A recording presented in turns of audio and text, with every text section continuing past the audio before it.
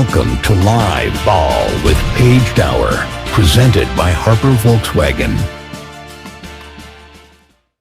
Good afternoon and welcome into Live Ball. If Tennessee basketball once back inside the top 25 inside the AP poll, then they're going to have to steal a win in Tuscaloosa against the Alabama Crimson Tide. It won't be an easy task with a couple extra distractions now on the Alabama roster. Paige Dauer here, joined by VFL Chris Brown, part of Harper Volkswagen, and Harper Auto Square is a proud partner of Tennessee Athletics. It's where your favorite coaches and players buy their cars, and we just heard a car be bought just a couple moments ago, Yeah, Chris. we got the gong being banged early this morning. You buy a car, you bang the gong. So we got a good experience for people, and hopefully, you know, the weather holds off so we can watch some basketball tomorrow. Yes, and hopefully another good experience that could follow this afternoon is a win for Tennessee down in Tuscaloosa. I mean, Tennessee is winners of the last four, but the road record certainly isn't something that favors Tennessee, and it's hard to win in the SEC, and it's been hard for Tennessee to win at Alabama regardless of the sport. Obviously, being a former tight end, what is it about going down to Tuscaloosa or just on a road game in the SEC that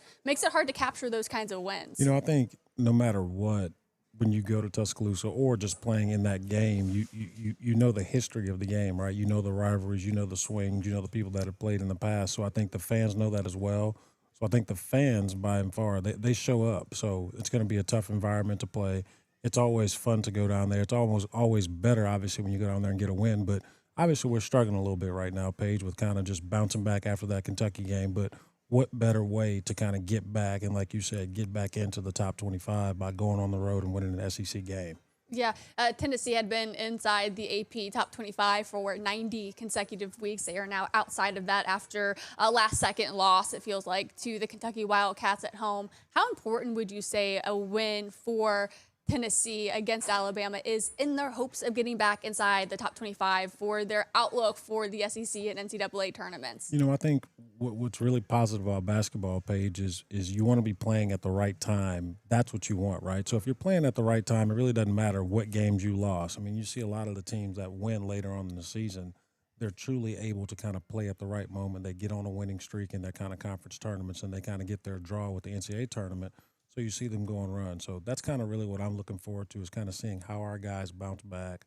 You're going to have to play on the road. It's kind of like playing in the NCAA tournament game where you have to do that. So should be a good opportunity for us. Absolutely, and I think we are joined by VFL and John Fulkerson as well, who very much well knows our Rick Barnes-led team, playing with Rick Barnes for 6 seasons. Fulky, thanks for joining us today. Yeah, thanks for having me. Absolutely. Well, we were just talking with VFL Chris Brown about how hard it can be to win down in Tuscaloosa. You have some experience with your teams playing down there in T-Town, and specifically when one Charles Bideko was a part of the Alabama roster. Of course, you and Kennedy Chandler were not a part of that trip down to T-Town. But what can you say in your experience? What is it like going down to Tuscaloosa and trying to win inside Colum Coliseum? Well, I think not only going to Alabama and Tuscaloosa, but really going anywhere, pretty much anywhere in the SEC on the road. We always talk about, obviously, you want to win every game at home, and then you want to try to get at least half of the games on the road. And so really every SEC arena has great home court advantage, as we really pride ourselves on that at TBA or Food City Center. So, but going down there, you know, the fans are great. The student section is right there. So they're going to be in your ear all game. And so, you know, we just got to really block that out and just try to play together and composed and just do what they practice every day, and not let the outside noise present itself in the game. Yeah, you mentioned the outside noise, and we kind of talked about it a moment ago. Of course, Charles Bideko is coming back to be a part of the Alabama Crimson Tide team. He has a TRO. He, after even signing a couple of NBA contracts, being inside the G League, you guys were in the same class. You might have had the chance to play against him had you not had COVID. I mean, what kind of distraction can that be for this Tennessee team when you have a former NBA kind of caliber guy coming back on the roster kind of overnight? I think potentially that could be a really big distraction, because people like us are saying, you know, what if Grant Williams could come back, or what if Kenny Chandler, or what if all these other players could come back? But I think as that program, the way that it's wired and the way it's ran under Coach Barnes, I would say that they're not talking about that a whole lot. I think that their focus is on themselves and winning the game and doing what they need to do to win the game. Whether he plays, doesn't play, he's there or not there. They're going to focus on, they have really good guards, and they're going to focus on them. Follow the scouting report that one of the assistant coaches puts together. So, it can be a big distraction, and it makes me think of what Coach Nick Saban says. He uses the word rat poison a lot for stuff that goes on that doesn't really matter. And so, I think that the coaches and the players for Tennessee will do a great job not making a big deal of that and just focusing on what they can control and focusing on themselves. Yeah, I mean, Chris, you've been to a number of these games too for Tennessee. How much do you think that this whole Charles conversation could be that rat poison for Tennessee, like Volky just mentioned? I think Folky makes a good point. Coach Barnes is very good at with his message, right? And I think if you allow that to become a distraction, it'll become a distraction. I think that's going to be his message of kind of what he wants to do. Hey, Folky, I got a question for you though. Obviously things have changed with the transfer portal and how you can come in. Obviously, Bama has somebody coming in, but you played for a long time too, man, and you played with some younger guys, i.e. a Kennedy Chandler, who was a big-time recruit when he came here. What are those guys telling Nate Amen right now, kind of halfway through the season? You kind of hit that little freshman wall where you're trying to figure it out. As an older guy, what are they sharing with them? And talk about what it feels like when you get that big road win and what that feels like as a team and kind of the momentum that it brings. Yeah, if they were to get this road win, and Nate Mint has really been playing really well here recently. From my point of view, he's really started to come on. And you know, to answer the second part, if they were to get that road win, I think the biggest thing is the confidence. The confidence that's going to give him, that's going to give the team, and I can't really say it's going to give Coach Barnes confidence because he's going to be the exact same. He's going to continue to push him and push him and push him, and he's going to get better and get better and get better. But as far as the older guys, I think like Jacoby, and Kerry and Felix and those type of guys who have been there 3 or 4 years, I think it's really, really important to really build confidence in people like Nate, because I think just to say it plainly, Coach Barnes is not the biggest confidence builder. He's going to tell you exactly how it is and exactly what you need to do to get better. And so I think for those guys, they almost have to constantly stay in his ear of, hey, next play, next play, next play, or hey, like you're really good. Like don't be thinking, just play the game. And so I think that that confidence has got to come from himself, and then from other older, veteran, mature players as well. That hey, like I know my teammates have my back, and I know I'm good enough. I'm talented. I'm skilled, and I know I can go out there and play my game, and everything's going to be good. So Yeah, it's got to I come love from that those point, players. Folky, too, because we see so much of Rick Barnes on the sideline getting after his players, really kind of yelling at them, even those clips that go viral from practice where Rick is just laying into his players. But I think one maybe aspect of him that doesn't get highlighted enough is how much one-on-one time he spends with his players, and I'm sure you have been a recipient of that. And Nate has been one player that has talked a lot about that, about the time that he spends in his office. And one moment that they had together was talking about Roger Federer and pretty much how to flush the last play. And I think that's paid dividends for Nate. You saw that kind of transpire in the game against Florida. And I think for the most part, it really happened against Kentucky, where he was one guy who, say he had a turnover, he was hustling to get on defense. How important is that one-on-one time with Rick when he can be that coach that really does, have this mentality that iron sharpens iron? I think it's really important because I think that just shows, and not that he needs to show this, but it just shows how much he really, really cares about his players, and he really loves his players. He is so totally invested in his players, and that one-on-one time with him is almost like sacred time, and you just enjoy it so much because he could be doing so many other things, and that he could address you, and tell you the same things as a team, but he's taking that time and that effort and that energy to talk to you one on one and show you film and break it down. And you mentioned him making examples of other people.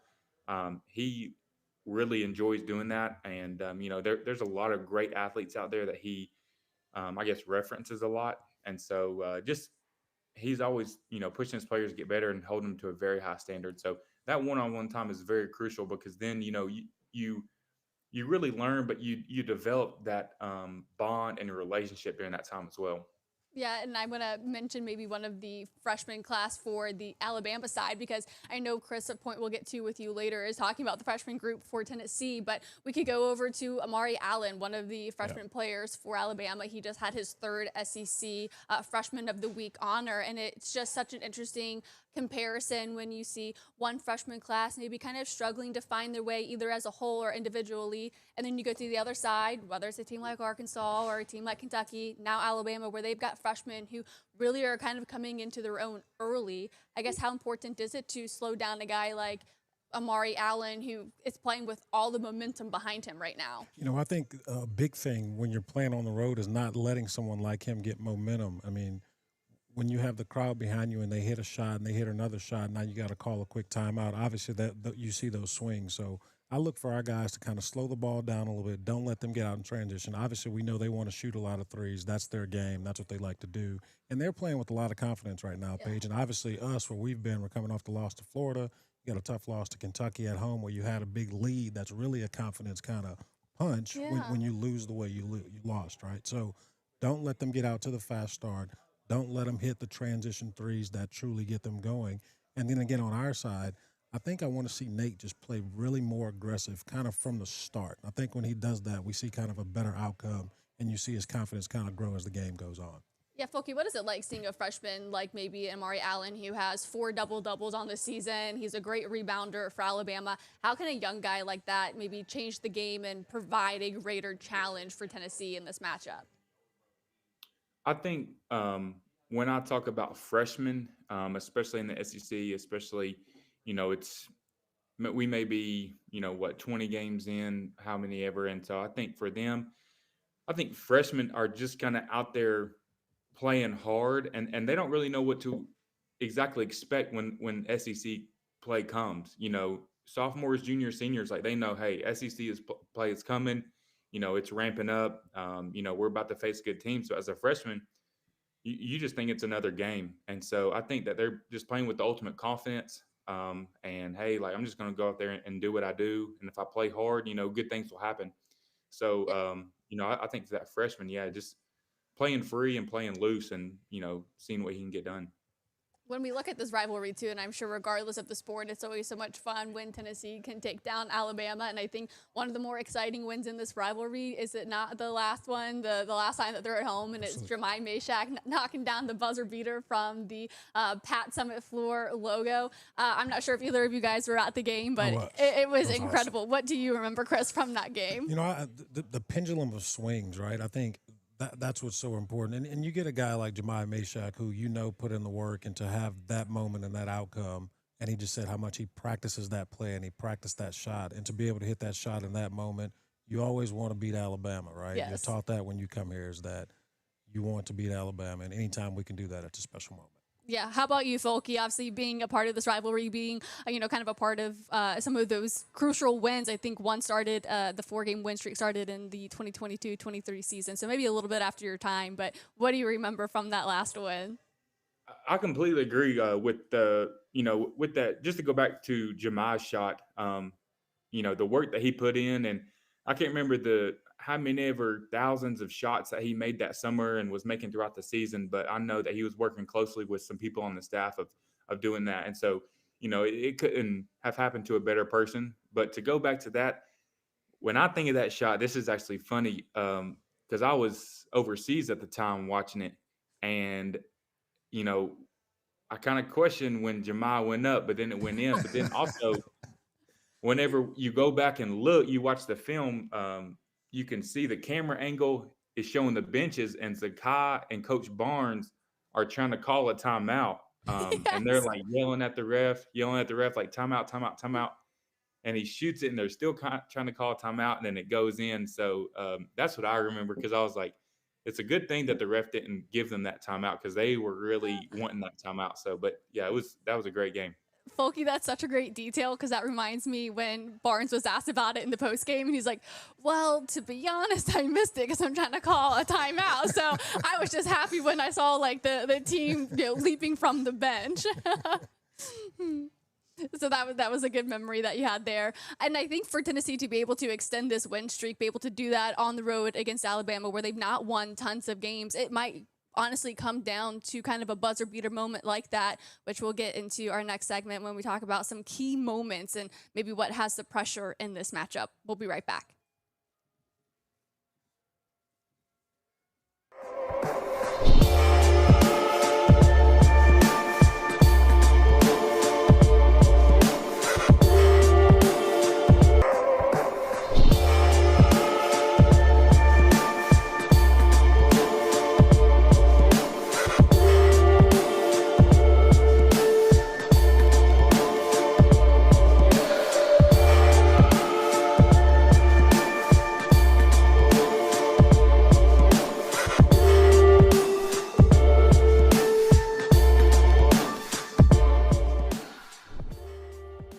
You're watching Live Ball with Paige Dauer and Jerome Naiman. Presented by Harper Volkswagen. Welcome back into Live Ball. Paige Dauer here alongside a pair of VFLs, one a former tight end in Chris Brown and one in a former Rick Barnes player in John Fulkerson. We're talking a little bit about the Tennessee and Alabama matchup, what they have to do to extend this 4-game win streak to 5, a little bit of the distraction with Charles Badeko back on the roster, and now maybe turning our attention to what Tennessee needs to do internally, right? We've talked about some of the distractions that they might face, the rat poison, as Folky reminds us from the Nick Saban quote that they'll have to deal with. I think in this matchup, we can kind of look to some key moments for Tennessee. And what I believe, Chris, will help Tennessee get over this slump or hump that they're on right now, not being able to close out these games, is going to come down to turnovers. Moving forward until they can correct it, I think it's going to come down to whoever wins the turnover margin. We could specifically go to the Kentucky game. They're in a near 4-minute scoring drought. They're 0 of their last 5 field goal attempts, and in that same time, they have 3 pick sixes. Nothing can demoralize a team more than that. And for me, I think it's just going to come down to maintaining focus. They talk about lack of effort. I find that to be a symptom that this team is struggling with. I think the root cause is just going to be taking care of things. They have to have that same level of care and focus for a full 40 minutes, because even if they have a 17-point lead, that other team still wants to come back and 100%. win. What are you noticing maybe, Chris, in some of these games? Speaking of pick sixes, how demoralizing, can that be when it happens against you? Yeah, it's funny that they've called it that, a pick six, right? when you're able to do that. But turnovers like that they're just killer, right? Because you got to sprint back on defense. And if they hit a big shot, it's very tough to kind of go back. Typically, the coach is going to call a timeout. You say a pick six, it brought me back to, remember we played LSU in the SEC championship and threw a pick six, and we had to come back on the field and drive the ball back down the field, right? So you have to be able to flush it. I think what Folky said, I think we'll kind of do that. I've spent some time at practices, and you hear Coach Barnes when he can be having a conversation like you and I are having a conversation. They're over there practicing. He'll snap out of it and go, coach, coach, coach, coach, coach, and they come right back to you. So I think those moments are teachable moments, kind of like Folky said. And I think you'll kind of see those swings and kind of see how mature our guys are at handling a tough turnover where you have to get back to kind of make a difference. And it's tough, too, on somebody like a Jacoby Gillespie, the point guard for the team, because he is your quarterback. And he says, I don't see Colin Chandler moving to intercept the pass. And unfortunately, that is just the responsibility of the quarterback, of the point guard, to have that vision, to anticipate something like that. You go back and watch film, and Nate Ament was never open to get that pass. How much do you think that these bad turnovers is also just rushing and trying to get to the next play versus kind of letting the play happen? I think in basketball, you kind of have to let those plays happen organically. I think in that moment right there, from the outsider perspective looking at it, it didn't look open, but obviously Jacoby, he knows where he was. Right, he thought he was open, right? So those moments, again, you got to use that as a teachable moment. You have to use those moments kind of to go back to practice and practice those moments, practice those plays, have him covered up in kind of your scouting to make sure you're going to that second option, which, again, they have a second option kind of off of that first play. Just so happened Kentucky's guy made a really good play, and our guys weren't able to bounce back in that situation. Hopefully we can learn from it and make better decisions next time. Yeah, and Folky, you might have a different vantage point to these bad turnovers, late turnovers that we're seeing in games, and maybe what you're watching on the broadcast, especially against that Kentucky team. When you're finding this trend of bad turnovers, what do you think is the key component to why so many of these are happening late in games for Tennessee? I think I'm not sure exactly why they're happening, but I definitely know, as the game goes on, especially late, fatigue plays a really big factor. And I think Coach Barnes is the first one to tell you. He always said the mental is to the physical as 4 is to 1. And so, staying mentally tough is something that program and Coach Barnes talk about a whole lot. And so, it's not like they were, really, really playing good defense. Just jumping passing lanes is really all it was, and sloppy passes and not crisp passes. So, as Chris was saying, pick sixes are really, really detrimental to basketball, as well as football. But that's something that we talked about when we were there, because we would almost, rather you throw it 15 rows up in the stands and for us to get back on defense and set our defense up and, be prepared, rather than, that play is just playing over and over where the guy jumped the passing lane and then they went down and got the N1 layup at the Kentucky game. So, that's a pick six. It was 1-on-2. They got the N1, and so that's just your defense isn't set. Somebody picks up a foul. So those pick sixes are just so crucial, especially at the end of games, that you just need to at least get your defense set, if you do have a turnover. Fulker, you said you'd rather throw that ball in the 15th throw. It makes sense, right? Because on that pick six, they do get the N1. They miss the free throw. They get an offensive rebound, which is kind of a mental lapse. You got to get back. You got to sprint back. You're not tired. You're not blocking out. You can't get your defense set in order to get that rebound and not foul. So it all kind of goes together and makes sense of you can't have those silly turnovers, especially in critical moments. Well, and especially on the road. Imagine these plays happening when you are on a tough road trip to Alabama, a loud Colon Coliseum, and they get that pick six. They get the and one, miss it, but they get the rebound and then the two-pointer there. I think those are momentum swings that Tennessee cannot afford to let happen if they want to walk away with the win. Can't afford to let that happen. Those plays are just way too detrimental. I mean, if it happens at home on the road, it's magnified because involvement. And Folky, too, I think you're mentioning and just the physical fatigue as well. I think that's a great segue into Chris Brown's point about just bringing on these young players. I know there's so many times that Rick Barnes will talk about, he's like, I'm looking out there and we've got 3 or so freshmen, and I don't think we did one practice where we had that many freshmen out there. So it's a lot of change that they're having to go under. What are you seeing as something that maybe is allowing this young group to be successful, maybe having a little bit of obstacle that they're still trying to overcome? I consider, obviously, Jacoby Gillespie's played a lot of ball in his career, but he hadn't played for Rick Barnes. Sure. Right? And I think when you come here and you're in that, and then you got a freshman in Nate Mint, and you got Dwayne Brown, and you got Carey, you got Felix Akpara, who just got here last year. Obviously, he's learned the way, but he's still kind of figuring himself out as well. Yeah. So I want to kind of just see all those young guys again and kind of the cohesiveness come together.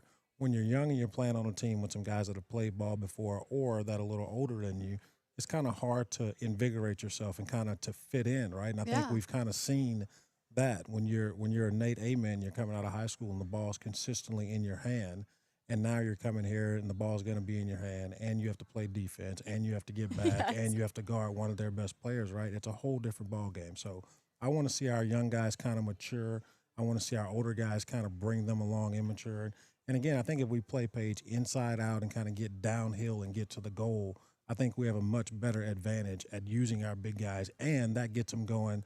That gets some offensive rebounds, that gets kind of some stuff that's getting to the free throw line, and you got to make your free throws. Well, and now that Alabama has a little bit of depth back in Charles Bideko because they were injured behind their starting center, I I think it'll be huge for somebody like a Dwayne Brown to find a new level of physicality so that he can be in there and complement what Felix Okpara and Jalen Carey will hopefully provide for this team. He's certainly somebody who I think needs to have that continued growth so that Tennessee can find some success here. Yeah, Dwayne Brown plays with a lot of energy. And He does. When he comes up, you can truly see him playing with energy. Now that energy needs to be paired with, like you said, some consistency and scoring some baskets, getting some offensive rebounds, being a little bit more physical, elevating your game down there because it's going to be a physical game. We know that's going to happen. So we just need to bring those guys along, and hopefully they can get some and ones, get some easy baskets. And I think that translates into playing better defense as well. Yeah, what kind of challenge do you think this will be, Fulke, for Tennessee's, big guys and post players in this matchup?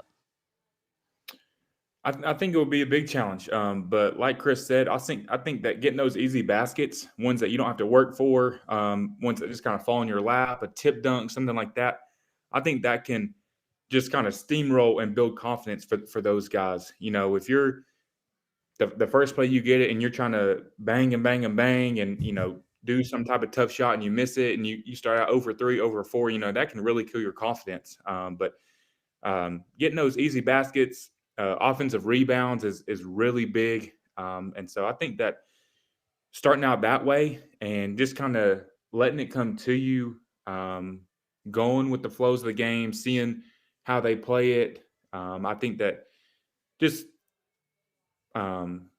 taking it slow and reading it and, like I said, getting those easy baskets is something that really can build that confidence. When you look at this season, Fulke, what would be maybe your key moment or key aspect that's led either to this team's success or maybe even prolonged a little bit of their struggles? Well, when I think of this game coming up, and I think of Alabama and what we need to do to be successful down there, I think that we need to stop their transition. I think that they, like Chris said, I think they like to run and gun. They like to shoot threes. They want to score 150 points. And so I think just getting back in transition. And I think that starts with not having those pick six turnovers and taking good shots, crashing the offensive glass. And so I think there's a few things that we need to do to be successful. And I think the biggest one is stopping them in transition. And that's, taking good shots, taking care of the ball and sprinting back on defense. Yeah, and I think that's a great segue into our next segment, which we call the squeeze. And let's get to that transition real quick, and then we'll pick right back up.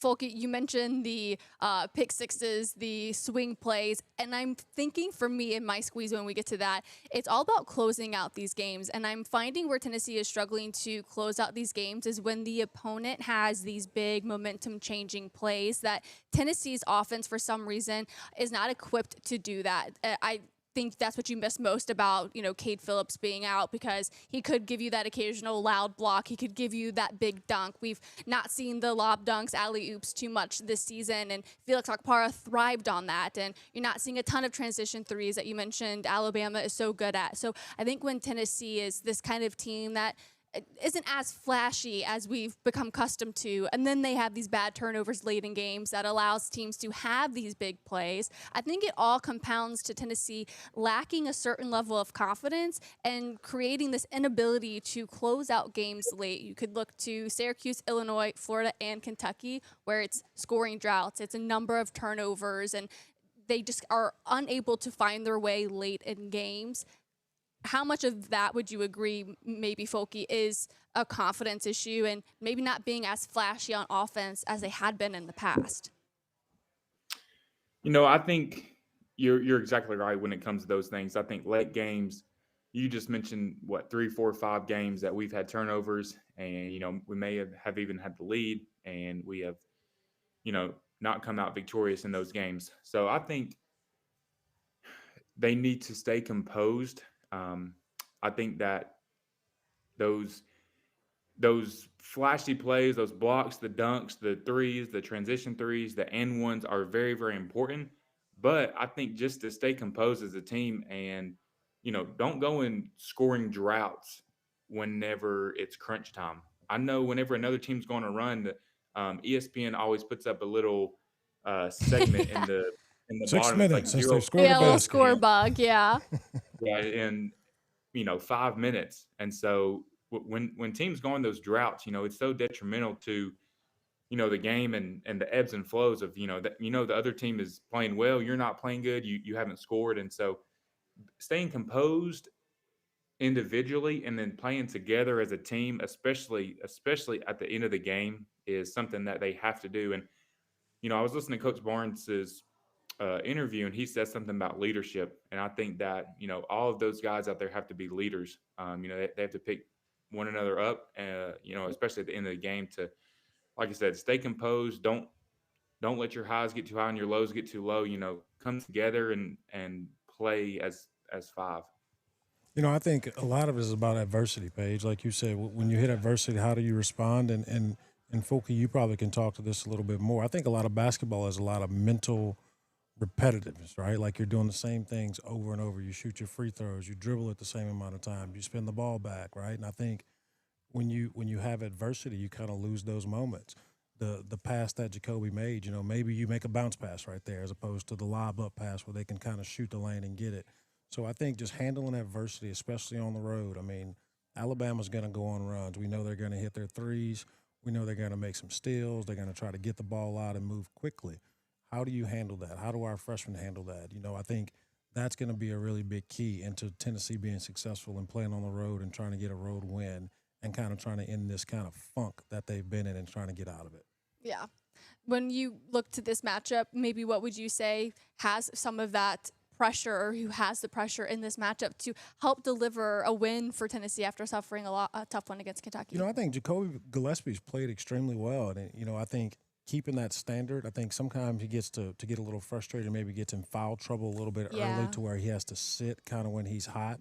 So look, I want to see him kind of make that adjustment, kind of adjust to the referees, adjust to how they're making calls, and kind of adjust his game. And then again, our superstar, Nate Ament, how are you going to handle playing on the road? How are you going to handle them pressing up against you? I think a lot of these teams that we're playing, Folky, are truly with him. They're taking it as a challenge that we got a potential top 10 draft pick here. He's not coming on our court and going to do this. So Nate needs to get used to seeing that attention. And I think other guys around him need to be able to make shots, do things to kind of get the attention away from him. And Nate, when he gets a wide open shot, he needs to start knocking down some of those. I think that'll kind of bring his game along as well. Yeah. When you look at this game, Folky, do you have maybe somebody who has the most pressure coming into this game? Do we think the answer to some of Tennessee's problems is just schematic? Is it having Nate Ament more in the 4 and maybe Felix Akpar more of the modern stretch 4? What do you think might be the recipe for Tennessee to get back into the winning side of things?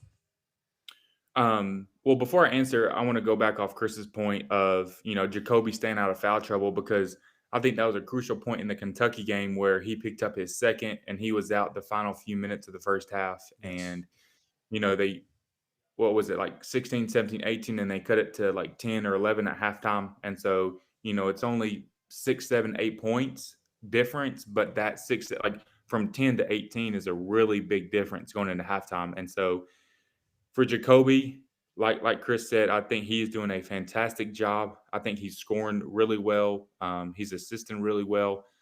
I just think he's got to continue to run the team and run the offense. Not like Zakai did, but Zakai did a very, very good job at it. But just to, not go on those scoring droughts, keep everybody together, be the leader that he is. I know he's a great leader. And so just for him to keep the team, I guess, under composed, and when you hit those walls, when they make a run, what kind of reaction are you going to have?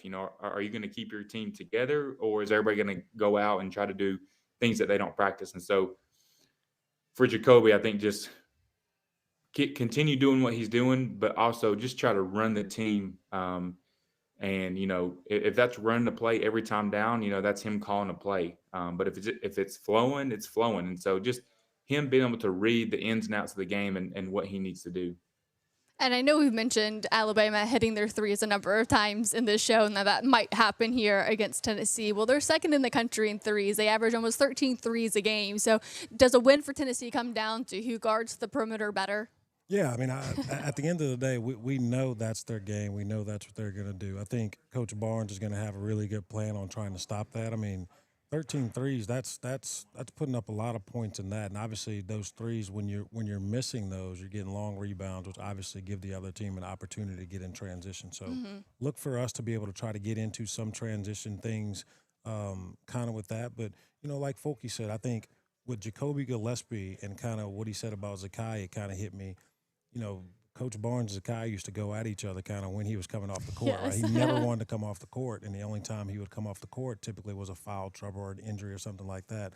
I think Coach Barnes kind of wants that same expectation with Jacoby, right? Sure. Like, I'm not taking you out unless you get in foul trouble, and I have to take you out. Other than that, you tell me kind of when you want to come out or you need a little breather, because we kind of always need him, kind of like Folky said, to be that CEO on the court, to be the guy when they're going on a 6-point run. We can give the ball to him and we can know either he's going to score or he's going to facilitate and get us a really good shot. So I think that's kind of what Folky's point that he was making was Jacoby Gillespie needs to be on the court at all times. Coach Barnes will need to take him out so they can go on that run, because you kind of see we're kind of struggling to look who's going to bring the ball up. Is it going to be Nate? Is it going to be this person? And then once we get in that set, you kind of see the shot clock just going. Everybody's like, oh, my gosh. And you might get a wide open shot, but it's not the best shot, and it's not a shot that Jacoby could have got us into. So I think that's going to be a very, very, very huge important part in us being successful is how Jacoby Gillespie plays and how often he's on the court and staying out of foul trouble early. Yeah, and I think that's a good point, too, because when you look at, Jacoby and comparing it to Zakai, I mean, same thing with Jacoby. He's like, I'm not tired. I want to be in there longer. Yeah. Like, that low is not too much for me. Yeah. Like, he wants to be out there. He loves being this hometown kid coming back Absolutely. to Tennessee. This is where he wanted to go after the Maryland coach departed from the team. And I think in this matchup for Tennessee to maintain, its 4-game win streak, it could come down to the turnover battle, of course. It's the 3-point defense and even the rebounding. Tennessee is a great rebounding team. Is this the game, Folky, that you would look forward to when it's reliant on height and being able to get those out of area rebounds? Absolutely. As Felix, as big and as long as athletic as he is, I know Coach Barnes has talked about it. He should be getting 10 plus rebounds a game. And so, for me, I think the biggest two things in a game overall, the biggest two stats is rebounding and turnovers. If you win those two areas, then I think you have a good chance of winning the game. And so, especially offensive rebounds. If we can get extra offensive rebounds, that's extra possessions, extra shots. And so, if we're shooting more than them, that's always a good thing. So rebounding is always a big thing, and especially trying to steal offensive rebounds. And those bigs just have to be relentless on the glass and give it their all, because I know that there's 4 of them that they know no matter how well they're playing, they're going to be subbed out, and 2 new are coming in, and they have a good rotation. So you got to give it your all and try to get as many, for sure, defensive but offensive rebounds as well.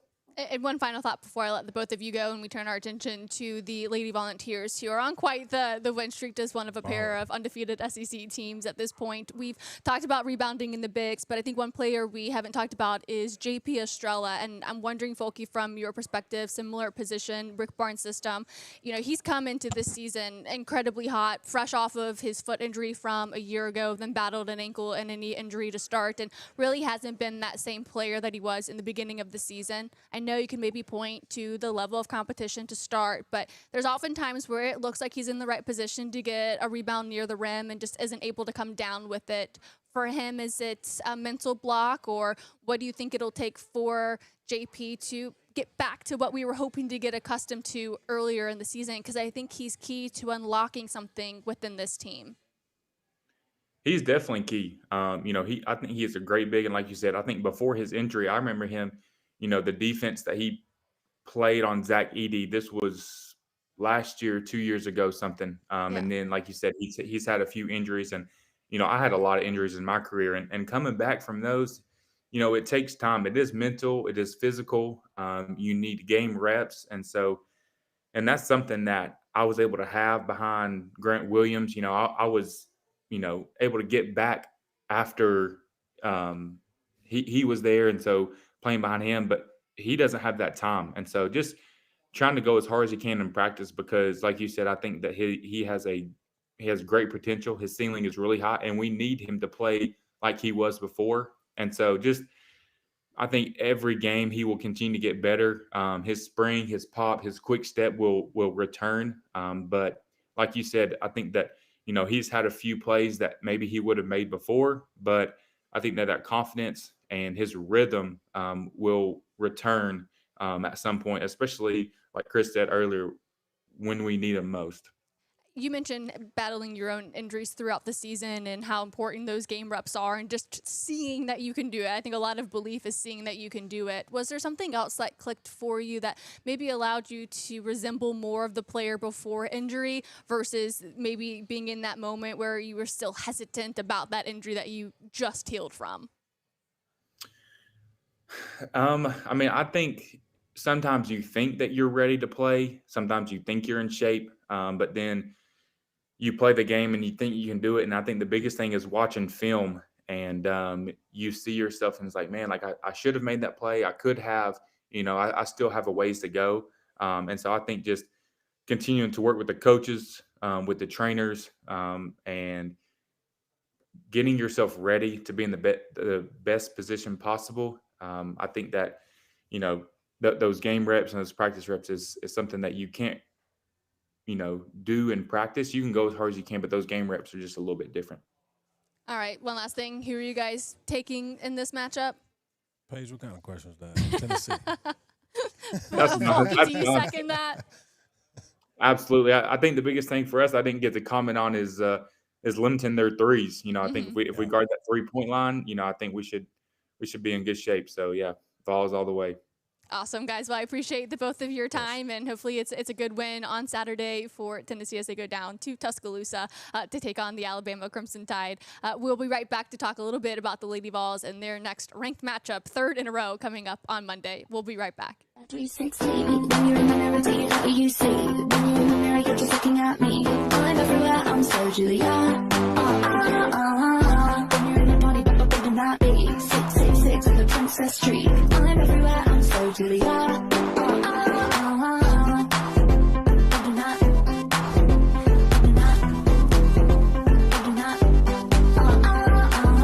You're watching Live Ball with Paige Dauer and Jerome Naiman.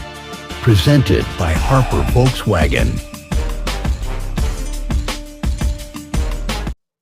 Welcome back into Live Ball, presented by Harper Auto Square, proud partner of Tennessee Athletics, where your favorite coaches and players buy their cars. Let's talk about the Tennessee Lady Volunteers. What a beautiful start they've had here inside conference play. 6-0 to start, now just one of a pair of undefeated teams inside SEC play, and it comes on the heels of a survival kind of win against the Kentucky Wildcats, where Talia Cooper gets the steal to secure a 60-58 win over number 11 Kentucky. And now the Lady Vols are winners of their last two, which are also back-to-back ranked wins after capturing their first down in Tuscaloosa against Alabama. And part of what allowed Tennessee to escape and survive Kentucky comes down to their freshman class, who really aren't looking like freshmen much more at this point in the season. And one player who certainly gained a lot of confidence in that first ranked win of the season is Denia Praw, the Canada native from IMG Academy. She's certainly somebody who gained a ton of confidence in that game against Alabama and shined against Kentucky, getting her just third career start, playing her most minutes of the season. And it came down to what she took pride in here in the game against Kentucky, and it was her defense, something she didn't really value earlier in her career, and now it's serving great dividends for her. And after the game, I asked Denia about her efforts in this game, tying a season high in 4 steals, and she chuckled a little bit at the question, talking about her emotion and letting her defense kind of dictate her game. But you can see from Denia herself just how much that's going to evolve her and her role here with the Lady Vols. I think before coming here, I wasn't as much of a defensive player. I didn't take as much pride in it. But me just knowing that, that's what I need to do, because that's where I'm most effective right now. So just continue to be a dog on defense, at least trying my best to be. Just continuing. That's all I have to do for real. biggest thing for Tennessee and heading into the game against Kentucky. Coach Kim Caldwell wanted 10 to 11 steals, especially with the way that they play their style of basketball, kind of leading itself to a couple of turnovers in of itself. Well, they got those 11 turnovers or steals against Kentucky, and Talisha Cooper had 5 and Denia Prawl had 4 of those steals, on the way to forcing 20 turnovers and had 13 bench points. Winning those margin of victories went a long way for Tennessee winning this game. But of course, the challenge remains just as tall as they get ready to go on the road to Oxford to take on Ole Miss, who is now number 16 or 17 in the country. They have a pair of key wins on this season, and much like the game against Kentucky, Tennessee might again rely on its freshman class, and they also might rely on the energy that Denia Prawl showed a little bit in the game against Kentucky. It was fun to see out of her. It was fun to see her have fire, have a passion. I want her to do more of that. You know, I'm normally the type that'll calm players down and keep them checked in, and I just had to let her go because I'd not really seen that out of her. And again, for her to be playing confident and to have gotten through some things was big, and I hope we get that version of her every day, and I hope she continues to play with that fire and that passion for herself and for her teammates. Yeah, certainly having that certain level of fire and energy could go a long way when you're going on the road, right, which they will do on Monday. You need to find a way when you're the away team to have your own spark, to have your own fire, and players like a Jada Civil or Denia Prawl could certainly be key players in that department, and Tennessee has a chance to win 3 straight ranked games in a row when they go on to take on Ole Miss, who have key wins over number 18 Notre Dame and number 5 Oklahoma, who did what most would say was the unthinkable in defeating the South Carolina Gamecocks. But we'll have much more on that matchup, which is on Monday. First, Saturday, it's Tennessee and Alabama. It's going to come down to 3-point defense, getting rebounds and not turning the ball over. A couple of areas where Tennessee has struggled this season. I'll be down in Tuscaloosa covering that game, so make sure you are subscribed on our YouTube channel at Full Disclosure Pro so you don't miss out on any of the conversation. I will talk to you guys again tomorrow evening. Until then, back then here for live ball Friday at noon, always. I'll talk to you guys then.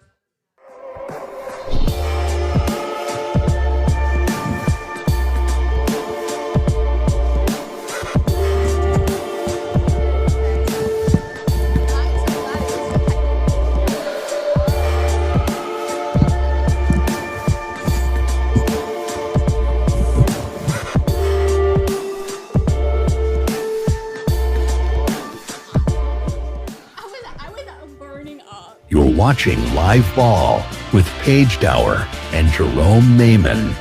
Presented by Harper Volkswagen.